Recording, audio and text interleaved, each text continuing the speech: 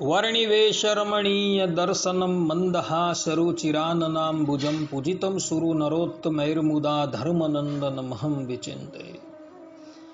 असतो मा षड्गमय तमसो मा ज्योतिर्गमय मृत्युर्मा अमृतं गमयः। ओम शांति शांति शांति। આજની જ્ઞાન સભાની અંદર પધારનારા બધા જ ભગવદ્ ભક્તોને વેદાંતાચાર્ય પુરાણ ઇતિહાસાચાર્ય એમએ ફિલોસોફી શાસ્ત્રી રાકેશભાઈના હેતપૂર્વક જય સ્વામિનારાયણ. ભક્તો, સુરત રામપરા સ્વામિનારાયણ મંદિરની અંદર નારાયણ મુનિદેવ અને રાધા રાધા વિહારીના ચરણની અંદર એક સિંહાસનની ઉપર બિરાજમાન જે લાલજી છે, એ લાલજી ભગવાન સ્વામિનારાયણે પોતાના કરકમલો દ્વારા મુક્તાનંદ સ્વામીને અર્પણ કરેલા છે. આ પ્રસાદીના લાલજી જે છે એનો ઇતિહાસ જે છે એ જાણવો જરૂરી છે. કારણ કે કેટલાય સત્સંગીઓને આ લાલજીનો ઇતિહાસ જે છે એ ખબર નથી. એ લોકો આ લાલજીના ઇતિહાસથી અપરિચિત છે. પરંતુ સંપ્રદાયના માન્ય પ્રબંધ એવા હરિલીલામૃતમ ગ્રંથની અંદર 7મા કળશના 7મા વિશ્રામની અંદર આ લાલજી જે છે એ સુરત કેવી રીતના પધાર્યા એનો ઇતિહાસ જે છે એ આપવામાં આવેલો છે. વાત એવી હતી કે ભગવાન સ્વામિનારાયણ એક સમયે પોતાના સંતો ભક્તો સાથે અમદાવાદ પાસે આવેલા મેમદાવાદની અંદર બિરાજમાન હતા. એ સમયે કેટલાક દ્વેષી લોકો જે છે એ ઉદ્ધવ સંપ્રદાય અર્થાત કે સ્વામિનારાયણ સંપ્રદાયના સંતો ભક્તો પર બહુ દ્વેષ રાખતા હતા અને ઘણી વખત સંતોને પકડી લઈ માર મારતા હતા. આ પ્રમાણે સંતોને તાડન કરતા જોઈ ભગવાન સ્વામિનારાયણે પોતાની પાસે રહેલા 400 પરમહંસોને એવી આજ્ઞા કરી કે તમે બધા સુરત જાઓ. એ પરમહંસોની અંદર સદગુરુ મુક્તાનંદ સ્વામી હતા, વ્યાપકાનંદ સ્વામી હતા, નિષ્કુળાનંદ સ્વામી હતા, ઇત્યાદિ મોટા મોટા સંતો હતા. ભગવાન સ્વામિનારાયણની આજ્ઞા થઈ એટલે મુક્તાનંદ સ્વામી ભગવાન શ્રી હરિને કહે છે કે પ્રભુ, અમે સુરત તો જઈએ પરંતુ અમે આપના દર્શનથી તો વંચિત જ રહી જશું. અમારાથી આપનો વિયોગ જે છે એ સહન થાય એમ નથી.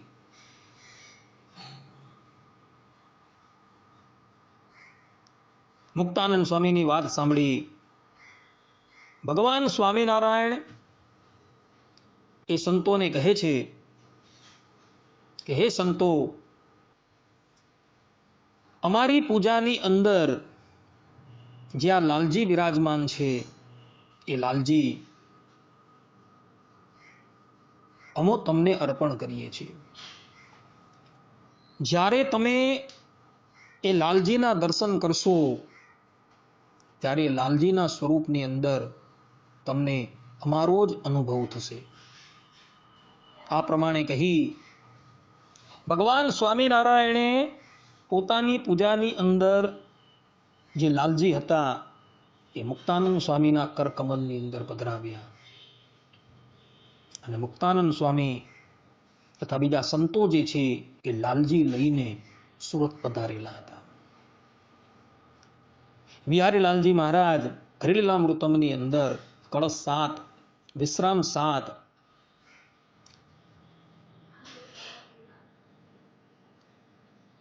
નવથી લઈને 12મી ચોપાઈ પર્યંતની અંદર આ વાતનો ઉલ્લેખ કહે છે. વિહારીલાલજી મહારાજ કહે છે, કહે સંત ત્યાં જાસુ જરૂર, પણ સુરત છે બહુ દૂર, ક્યારે આપના દર્શન થાશે, કેમ વિયોગથી રહેવાશે. એવું સાંભળી શ્યામ સુજાણે, એક લાલજી આપ્યા તે તાણે. કહ્યું આ મૂર્તિ વિશે અમને, ધારશો તો જણાઈશ તમને. મુખ્ય ભક્ત છે ત્યાં ઈચ્છાબાઈ, બીજા છે અરદેસર ભાઈ, ત્રીજા છે શેઠ તો ભાઈ ચંદ, લક્ષ્મી ચંદ છે સદગુણ વૃંદ. તેઓને પૂછી કરજો વિચાર, સ્થાપજો લાલજી તે હથાર. મહિમા એનો વધશે વિશેષ, થાશે પ્રખ્યાત દેશ વિદેશ. આ પ્રમાણે વિહારીલાલજી મહારાજે સ્પષ્ટ રૂપે કહ્યું છે કે ભગવાન સ્વામિનારાયણે પોતાના કર કમલો દ્વારા પોતાની પૂજાની અંદર રહેલા જે લાલજી જે છે એ મુક્તાનંદ સ્વામીને પધરાવ્યા. ત્યારબાદ મુક્તાનંદ સ્વામી અને 400 સંતો જે છે એ લાલજી લઈને સુરત પધાર્યા. એ સમય હતો 1866 નો, અર્થાત કે 1866ની સાલની અંદર મુક્તાનંદ સ્વામી એ લાલજી લઈને સુરત પધારેલા હતા એવું હરિજીવનદાસ શાસ્ત્રીએ સુરતના ઇતિહાસની અંદર પાના નંબર 30 ઉપર લખેલું છે. લાલજી લઈને સંતો સુરત પધાર્યા. સુરતના હરિભક્તોએ સંતોને રહેવા માટે વ્યવસ્થા કરી આપી. કેટલાક સંતો વાડીની અંદર રહ્યા, કેટલાક સંતોને હરિભક્તો પોતાના ઘરે લઈ ગયા અને ત્યાં ઉતારો આપ્યો.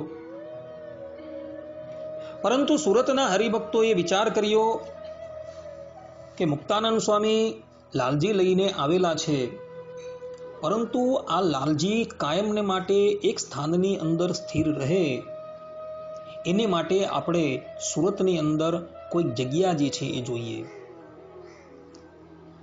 બાલચંદ્ર શેઠ અને અરદેસર કોટવાલને જગા શોધતા એક સુતારનું ઘર જે છે એ જોવામાં આવ્યું. પરંતુ આ સુતારના ઘરની અંદર ભૂતોનો ઉપદ્રવ હતો. સુતારનો સમસ્ત પરિવાર જે છે એક દુર્ઘટનાની અંદર કાળનો ગ્રાસ બની ગયો હતો અને બધા જ જે છે એ ભૂત થઈને એ સ્થાનમાં રહ્યા હતા. એ સ્થાન અત્યારે રામપરા સ્વામિનારાયણ મંદિર જે સ્થાન પર બિરાજે છે ત્યાં એ સ્થાન આવેલું છે.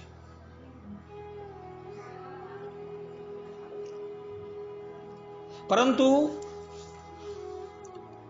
સદગુરુ મુક્તાનંદ સ્વામી જેવા એક સમર્થ સંત સુરતની અંદર બિરાજમાન હોવાથી અરદેસર ભાઈ કોટવાલ અને બાલચંદ્ર શેઠને કોઈ ચિંતા નહોતી. એ લોકોએ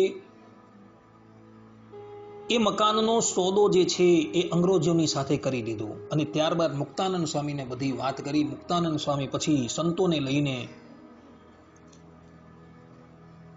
એ બંધ પડેલા ઘરની અંદર પધાર્યા. સંતોએ વાડી જોડી એ ઘરને સાફ કર્યું અને પછી ત્યાં લાલજીની પ્રતિષ્ઠા કરી, અર્થાત કે સ્થાપના કરી. સંતો રાત્રિના સમયે ભગવાનનું સ્મરણ કરતા હતા. તે સમયે પેલા ભૂતો જે છે એ ત્યાં આવ્યા. પરંતુ સંતોનું તથા ભગવાન શ્રી હરિનું દેદીપ્યમાન તેજ જોઈને એ બધા જે છે એ ભયથી આકુળ વ્યાકુળ થઈ ગયા. મુક્તાનંદ સ્વામીના શરણમાં આવ્યા. સ્વામીએ એ લોકોને વર્તમાન ધરાવ્યા અને બદ્રિકાશ્રમમાં મોકલી લીધા. અને 1866ની સાલની અંદર સુરતની અંદર એક લઘુ મંદિરની સ્થાપના થઈ ગઈ. એ સમયની અંદર આપણા સંપ્રદાયની અંદર આવા મોટા મોટા મંદિરો ન હતા. નાના નાના મંદિરો જે છે એ હતા. એમાંનું એક મંદિર આ સુરતની અંદર સ્થપાયું હતું, જેની અંદર ભગવાન સ્વામિનારાયણે આપેલા લાલજી જે છે એ બિરાજમાન હતા. એક સિંહાસનની ઉપર સદગુરુ મુક્તાનંદ સ્વામીએ એ લાલજી મહારાજને પધરાવ્યા.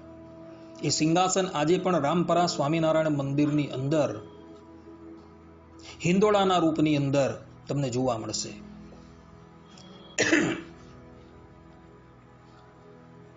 ત્યારબાદ સંતો જે છે એ ઘણા દિવસ પર્યંત સુરત રહે છે.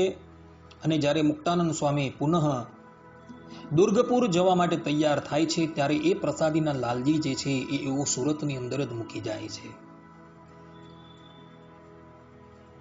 ત્યારબાદ ભગવાન સ્વામિનારાયણ વિક્રમ સંવત 1881ના કારતક વદી સપ્તમીને દિવસે સુરત પધાર્યા.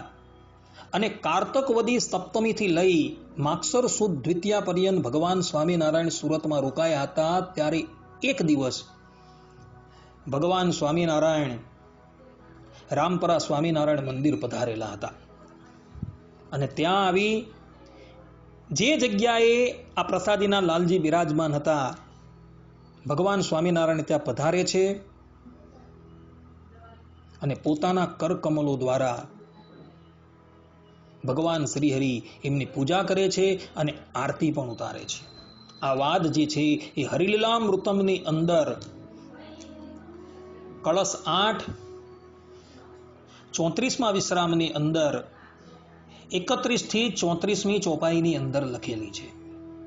એટલે ભગવાન સ્વામિનારાયણે આ લાલજીની પોતાના કરકમલો દ્વારા પૂજા પણ કરી છે અને આરતી પણ ઉતારી છે. અને સુરતનો સત્સંગ વૃદ્ધિ પામશે એવા આશીર્વાદ પણ ભગવાન સ્વામિનારાયણે આપેલા છે. આ વાત આપણે અગાડી જોઈ ગયા.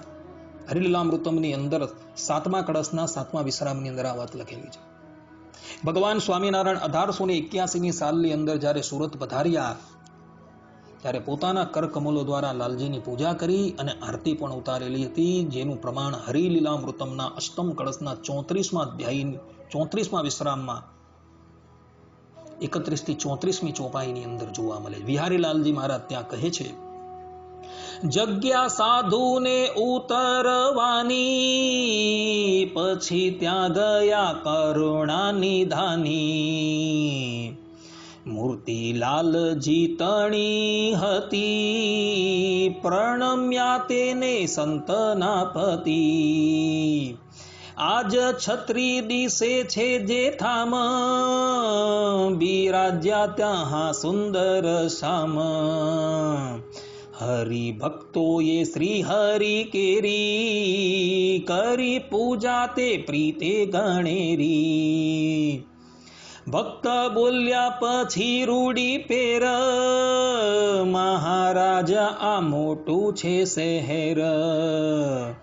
મોટી મૂર્તિ અહીં સ્થપાય, અમોને ત્યારે સંતોષ થાય. સુણી બોલિયા સુંદર શ્યામ, થશે આ સ્થળમાં મોટું ધામ. મોટી મૂર્તિઓ તેમાં સ્થપાશે, મોટા ધામમાં તે ગણાશે. આ પ્રમાણે વિહારીલાલજી મહારાજ સ્પષ્ટ રૂપે કહે છે કે ભગવાન સ્વામિનારાયણે લાલજીની પૂજા કરી, એમને પ્રણામ કર્યા અને આરતી પણ ઉતારી. હરજીવનદાસ શાસ્ત્રીજીએ સુરતના ઇતિહાસની અંદર પુષ્ટ 30 અને 31ની ઉપર આ વાત લખેલી છે. અને તેમાં તો એમણે એ પણ ઉલ્લેખ કરેલો કે ભગવાન સ્વામિનારાયણે આરતી પણ ઉતારી છે. અને પછી લાલજીની આરતી ઉતાર્યા બાદ આજે રામપરા સ્વામિનારાયણ મંદિરની અંદર જે સ્થાન પર છત્રી છે એ છત્રીની નીચે ભગવાન સ્વામિનારાયણ બિરાજમાન થયા હતા. અને સુરતના હરિભક્તોએ ભગવાન શ્રી હરિને વિનંતી કરી કે પ્રભુ, આ મોટું શહેર છે, માટે કૃપા કરીને અહીં જો મોટી મૂર્તિ તમે પધરાવો તો બહુ સારું. ત્યારે ભગવાન સ્વામિનારાયણ આશીર્વાદ આપે છે કે ભવિષ્યની અંદર અહીં એક મોટું ધામ થશે અને એ સંપ્રદાયના મુખ્ય મંદિરોની અંદર ગણના પામશે. અને એ જ મંદિર તમે અત્યારે રામપરા સ્વામિનારાયણ મંદિરની અંદર જોઈ રહ્યા છો. આ પ્રમાણે 1866ની સાલની અંદર આવેલા ભગવાન સ્વામિનારાયણની પ્રસાદીના આ લાલજી આજે પણ સુરતની અંદર બિરાજમાન છે. 211 વર્ષથી આ લાલજી જે છે એ સુરતની અંદર બિરાજમાન છે. આ લાલજી કોઈએ બનાવેલા નથી, કારણ કે આનો કોઈ ઇતિહાસ નથી. કોણે આનું નિર્માણ કર્યું એનો કોઈ ઇતિહાસ નથી.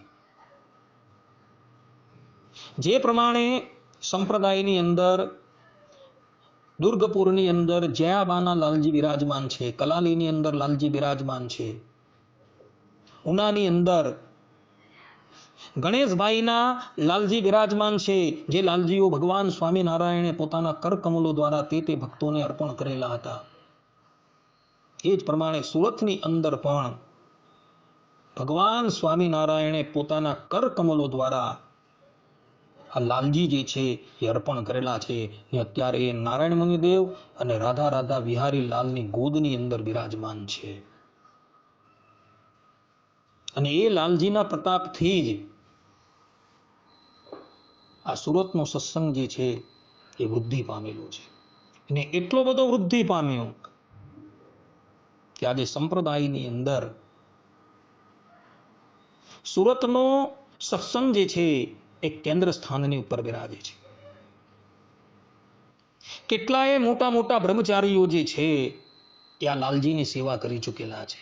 મૂળજી બ્રહ્મચારી પણ આ લાલજીની સેવા કરી ચૂકેલા છે એવું પરંપરાની અંદર જાણવા મળેલું છે. હાલની અંદર એ જ મૂળજી બ્રહ્મચારીની પરંપરાની અંદર રામપરા સ્વામિનારાયણ મંદિરની અંદર હરિ સ્વરૂપાનંદ બ્રહ્મચારી જે છે અને એમનું મંડળ જે છે એ આ લાલજીની સેવા કરી રહ્યું છે. ઘણા પ્રેમથી એ લોકો આ લાલજીની સેવા કરી રહ્યા છે. નિત્ય નિત્ય લાલજીને નવા નવા એ લોકો લાડ લડાવે છે. કહેવાનું તાત્પર્ય એ છે કે આ લાલજીનો ઇતિહાસ જે છે એ બહુ પૌરાણિક છે અને ભગવાન સ્વામિનારાયણ સાથે જોડાયેલો છે. માટે સંપ્રદાયના દરેક હરિભક્તોને હું નમ્ર વિનંતી કરું છું કે જ્યારે તમે સુરત પધારો ત્યારે રામપરા સ્વામિનારાયણ મંદિરની અંદર પધારજો અને આ પ્રસાદીના લાલજી જે છે તેના દર્શન અવશ્ય કરજો. કારણ કે આ લાલજી જે છે એ ભગવાન સ્વામિનારાયણે પોતાના કરકમલો દ્વારા આપેલા છે અને સંપ્રદાયના માન્ય પ્રબંધ એવા હરિલીલામૃતમની અંદર આ લાલજીનો ઉલ્લેખ જોવા મળે છે. માટે બધા જ ભક્તો સુરત પધારો ત્યારે અવશ્ય આ લાલજીના દર્શન કરજો. આટલું કહીને હું મારા પ્રવચનને વિરામ આપું છું. સર્વે સંતુ નિરામયઃ, સર્વે સુખીનો ભવંતુ, સર્વે ભદ્રાણી પશ્યંતુ, માં કશ્ચિત દુઃખ ભાગ ભવેત. અસ્તુ. જય સ્વામિનારાયણ.